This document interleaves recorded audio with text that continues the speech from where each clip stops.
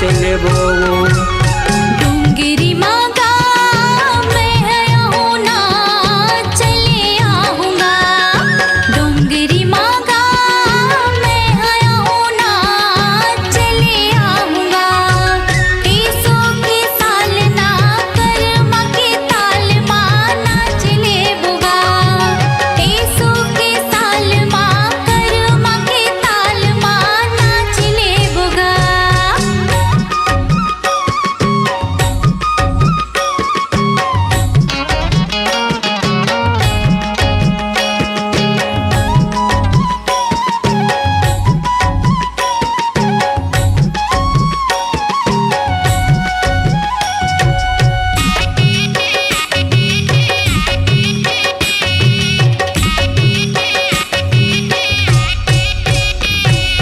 तोर सुरता है आवत रही थे मोला छीन छीन।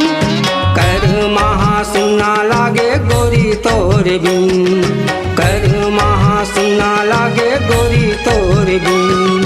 तोर सुरता है आवत रही थे मोला छीन छीन।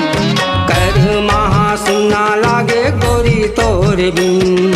कर महा सुना लागे गोरी तोर बिन। डोंगरी मांगा मैं आऊँ ना चले आऊँगा। डोंगरी मावो तहाँ आवे ना चले आवे हो। टीसो के साल ना कर्मा के ताल माँ नाच लेबुगा। केसो के साल ना कर्म के ताल माँ नाच लेबो।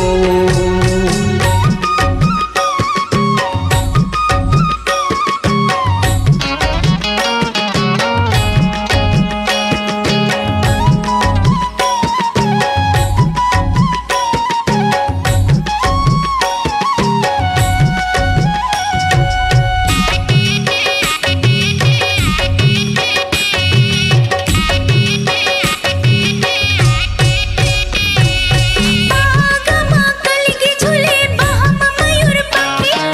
तोर चेहरा पुरुषोत्तम साहो झूले आँखी आँखी। तोर चेहरा पुरुषोत्तम साहो झूले आँखी आँखी। बागमा कलगी झूले बहम मयूर पंखी। तोर चेहरा पुरुषोत्तम साहो झूले आँखी आँखी। तोर चेहरा पुरुषोत्तम साहो झूले आँखी आँखी। डोंगरी मावो तहाँ आवे ना चले आवे हो।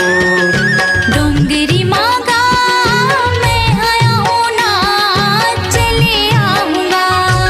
केसो के साल ना कर्म के ताल माँ नाच लेबो।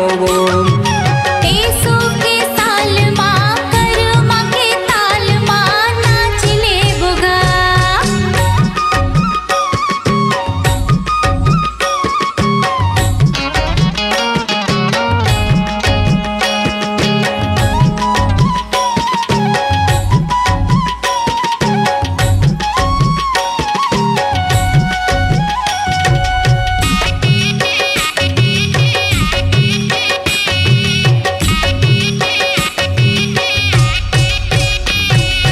पावे के पैरी तोर छुनुर छुनुर बाजे।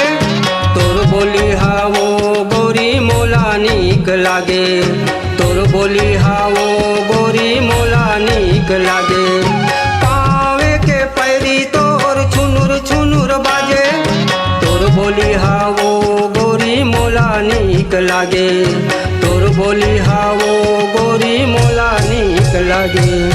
डोंगरी मांगा मैं आऊँ ना चले आऊँगा।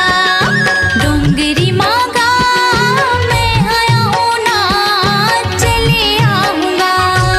टीसो के साल ना कर्मा के ताल माँ नाच लेबुगा। टीसो के साल माँ कर्मा के ताल माँ नाच लेबुगा। अपनी आवाज को दीजिए एक नया मुकाम।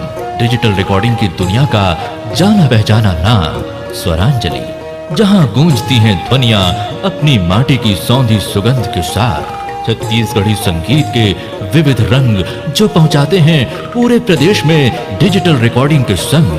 स्वरांजलि स्टूडियो, नेमी चंद गली नंबर 2, गंजपारा, रायपुर।